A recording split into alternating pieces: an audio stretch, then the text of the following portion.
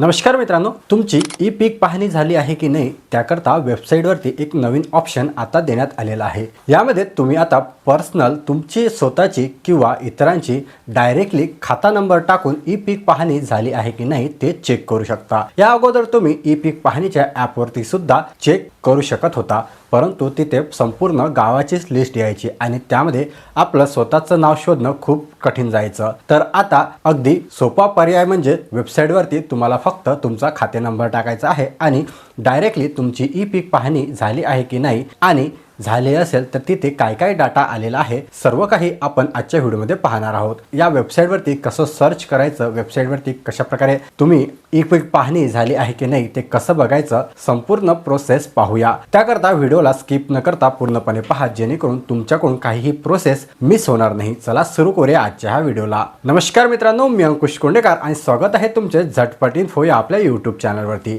सर्वात पहिले तर समजून घ्या की तुम्हाला वेबसाईटवरती गेल्यानंतर तिथे काय टाकायचं आहे। तुम्हाला तिथे खाता नंबर टाकायचा आहे। प्रत्येक शेताला एक भूमापन क्रमांक आणि 8 नंबर म्हणजेच खाता नंबर दिलेला असतो। हा खाता नंबर तुम्हाला तुमच्या सातबाऱ्यावरती पाहायला मिळेल। ज्यांना माहिती नसेल त्यांच्याकरता ही इन्फॉर्मेशन आहे। तुम्हाला जर तुमचा खाता नंबर माहिती नसेल म्हणजे 8 नंबर माहिती नसेल तर तुम्हाला तो तुमच्या सातबाऱ्यावरती मिळेल। सातबारा ओपन केल्यानंतर तुमच्या नावाच्या पुढेच खाता नंबर ऑप्शन दिलेला असतं। त्या खाली जो ऑप्शन दिलेला असता तोच तुमचा खाता नंबर असतो। जर तुमचं मल्टिपल म्हणजेच काय तर सामायिक क्षेत्र असेल आणि सातबाऱ्यावरती जर वेगवेगळे नाव असेल तर त्याकरता देखील खाता नंबर तुम्ही शोधू शकता। त्याकरता कसं शोधायचं तर त्याकरता तुम्हाला जो सातबारा दिलेला आहे त्यावरती तुमच्या नावाच्याच अगोदर एक नंबर दिलेला असतो, खाता क्रमांक, किंवा डायरेक्टली तुम्ही 8 वर सुद्धा पाहू शकता। 8 वर जो तुमचा नंबर असतो तोच तुमचा खाता क्रमांक असतो। जर तुमच्याकडे सातबारा असेल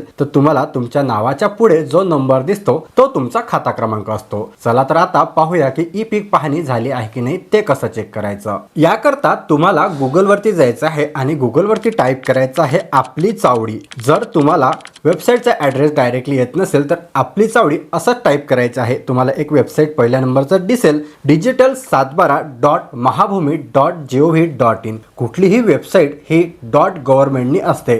जर ती गव्हर्नमेंटची असेल तर याच वेबसाईटला तुम्हाला ओपन करायचं आहे। या वेबसाईटवरती आल्यानंतर तुम्हाला इथे आता नवीन ऑप्शन पाहायला मिळतं बघा, न्यू म्हणून एक ऑप्शन ॲड करण्यात आलेलं आहे पीक पाहणीचं। तर या ऑप्शनवरती तुम्हाला क्लिक करायचं आहे। त्यानंतर तुम्हाला इथे तुमचा जिल्हा निवडायचा आहे, तुमचा तालुका निवडायचा आहे आणि ज्या गावामध्ये तुमचं शेत आहे त्या गावाचं नाव इथे निवडायचं आहे। इथे गाव निवडल्यानंतर तुम्हाला खाली खाता क्रमांक विचारेल। तर इथे तुम्हाला मी ज्याप्रमाणे खाता क्रमांक सांगितला आहे 8चा जो नंबर असतो, कारण की एकाच व्यक्तीच्या नावे खूप सारे शेत असू शकतात, तर तुम्हाला 8 म्हणजेच खाता क्रमांक इथे टाकायचा आहे।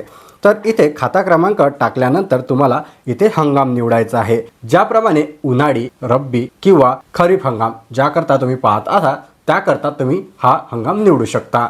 तर इथे आपण खरीप हंगाम जो की आता सुरू आहे तो निवडत आहे। त्यानंतर तुम्हाला इथे जो कॅप्चा नंबर दिसत आहे तो फिल करायचा आहे आणि आपली चावडी पहा अशा प्रकारचं जे ऑप्शन तुम्हाला इथे दिसतं त्यावरती क्लिक करायचं आहे। तर इथे तुम्ही पाहू शकता जी टिप देण्यात आलेली आहे की खालील गावातील खाता क्रमांक 56 मधील गट नंबरसाठी भरलेली पीक सातबारा उपलब्ध करण्यात आलेली आहे। त्यानंतर तुम्हाला इथे खाते क्रमांक, गट क्रमांक, हंगाम आणि कुठल्या प्रकारचं पीक आहे, क्षेत्र किती निवडलेलं आहे आणि जलसिंचित क्षेत्र आहे की नाही आहे ते सुद्धा तुम्ही इथे पाहू शकता।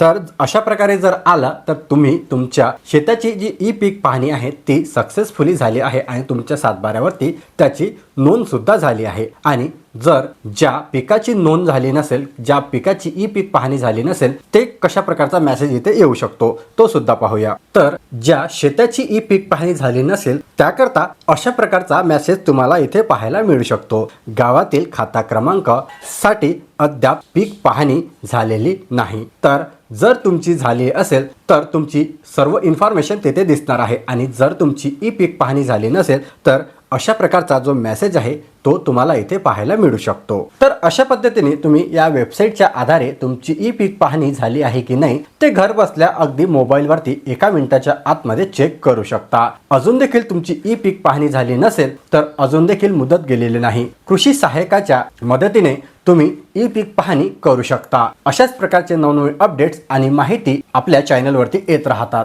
तर अजून देखील आपल्या चॅनलला तुम्ही सबस्क्राईब केलं नसेल तर लगेच सबस्क्राईब करा, जेणेकरून येणारे अपडेट तुमच्याकडून मिस होणार नाही। चला भेटूया अशाच एका नवीन महत्त्वपूर्ण व्हिडिओमध्ये। तोपर्यंत धन्यवाद।